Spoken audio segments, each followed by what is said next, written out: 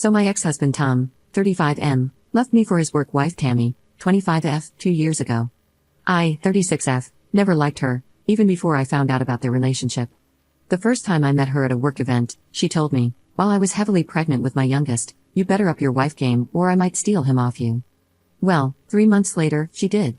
This woman literally came with him to help pack the day he moved out, and tried to have a one-on-one conversation about how she wanted our relationship to go forward because she was going to be in my life. Then, as a joke, she said, "Told you I'd steal him away." Not gonna lie, I'm thankful she did, because when my ex made a comment about her being 23 and her brain not being fully developed, I got the ick so bad it turned my heartbreak into relief. I got everything in the divorce because I caught him in his affair fog, and gave 50-50 custody for our kids' sake. I'm civil for the sake of my kids, so we can both attend events without drama, but other than that, I couldn't honestly care less about them. Around June, Tammy came instead of Tom for the pickup and practically skipped towards me to show off her engagement ring, saying she wanted me as a bridesmaid along with my daughters for something I didn't catch, because I was in a rush to get our cat to the vet. She got upset because I waved off her attempts at conversation per Tom's texts a few hours later. The same thing happened again in September when she told me she was pregnant, which again upset her when I showed zero interest.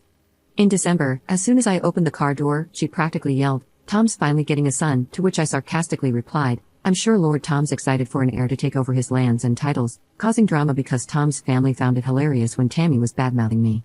December was the last time I saw her until today at drop-offs with Tom. As they approached me, I noticed Tammy didn't look pregnant anymore. Tammy tearfully said, "We lost the baby." I didn't answer, just told Tom that our second daughter has a birthday party tomorrow at 3 and the oldest has gymnastics at 5. Tammy literally screamed at me that I was a heartless bleep and bitter, then grabbed the girls' bags and walked away. Tom said I could show a little humanity towards Tammy, and regardless of my feelings, she is my kid's stepmother. I told Tom I don't care about what he's going through because outside of our kids, I don't care about him or Tammy, and I don't owe Tammy anything, especially pity. He called me a bleep, along with other things, and left. Usually, this wouldn't bother me, but my ex-in-laws, whom I'm still on good terms with, have told me I should have shown Tammy some empathy and, at the very least, pretended to care for the sake of the kids. Update 1. So I texted Tom today.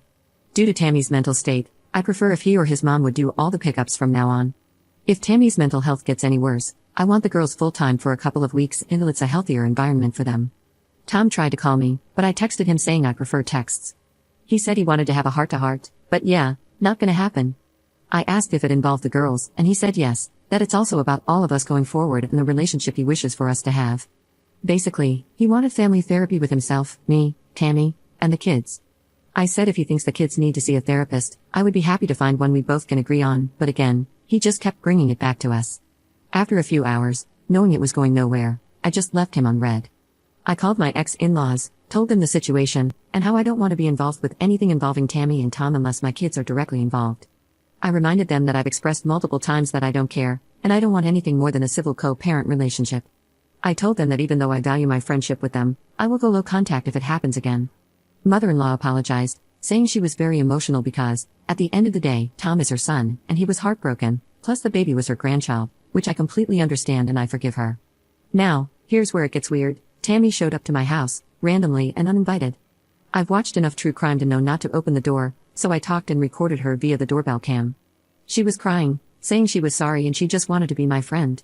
Then she said I need to forgive her because she lost her baby as karma for what she did to me. She was saying other stuff but I couldn't understand her. I rang the police, my brother, and Tom. She didn't get arrested or anything, but Tom talked to my brother and said he was taking her home and agreed it's best if I have them full-time for now. My girls are at home safe, and my brother will be staying with me for the foreseeable future. I'll be seeing a lawyer for the first time on Monday about full custody and a restraining order because I have a sinking feeling it's going to get worse. Before it gets brought up, I just kept telling Tammy to leave my property because I don't want to hear it. I don't know why I was brought into this because I was looking forward to my chill weekend. I'd also like to say for the people in my last post calling me jealous or bitter, I have nothing to be jealous of.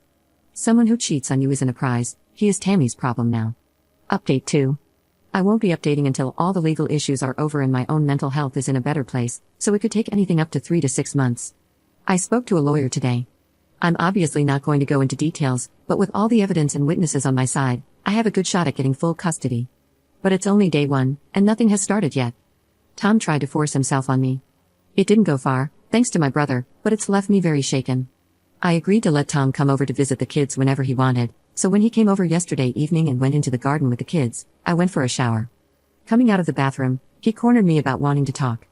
I told him it wasn't the time and told him either to go out to the girls or leave. He started saying he made a mistake, that Tammy was crazy, and he wanted to come home to us. I told him to get the bleep out of my house and that there is no us, so he started saying things I physically can't type without breaking down, then tried to force a makeout session, to put it politely. Thankfully, my brother heard and came running. Unfortunately, the kids heard everything when my brother and Tom started fighting. I was in complete shock at the time and couldn't move. Even when Tom was being taken away, I was too scared to move and couldn't comfort my crying children. Not my proudest moment, I admit. I don't know what to do with Tom going forward, but I know I can't face him ever again, even with supervision from my father or brother, who both work in law enforcement. Tammy sent hundreds of messages to me and my oldest too, but I can't block her at my lawyer's request. My ex-in-laws have reached out and told me they'll help me in whatever way I need. His sisters have disowned him, but this is still all very new, they might change their minds. I plan on moving after everything gets sorted so I won't ever cross Tammy's path. Thank you all for your love and support. Update 3. Hi guys, I thought I'd give you what is possibly the last update. Now, this isn't going to be epic or anything. So, after everything happened, I was going to press charges against my ex, but his family reached out and said they wanted to meet with their lawyer. Instead of going the court way, my ex said he'd give me full custody and a large amount of money for the girls, more when they got older. I was shown proof of the accounts that were set up with the money already deposited, which can't be touched until they were 18. I took them up on their offer with a condition of my own. Now, I know what everyone is going to say, but having a dad on the offender list plus all the courts would have hurt my daughters more. My condition was that he leave the country, and I would allow one FaceTime a month to each girl who willingly wanted to talk to him. If our daughters decided they wanted to speak to him more, I'd let them. My ex agreed, and I haven't heard from him since.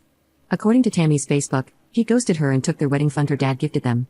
I couldn't get a restraining order against Tammy because apparently unless she does something bad, she's not a threat, even though she's shown up at my home and kids' school multiple times, but I guess that's okay in the eyes of the law. I will be moving though, and I'm not even gonna drop a hint where or when because Tammy and, well, everyone in our town knows about this post after Tammy drunkenly read it out to shame me. As for my kids, they're not taking everything well. They hate their dad but at the same time miss him. I've put them in therapy, and hopefully, they can heal in time. As for me, I'm in therapy too, and I've realized I never want to get married again or even be in a romantic relationship. I want to be the cat lady everyone assumes is a witch. I don't know why we ever let society fool us into thinking marriage was better than a cozy life with cats. Thank you Reddit for everything. And to you, Tammy, I know you'll read this, but I wanted to thank you for stealing my husband. You did me the biggest favor in the world.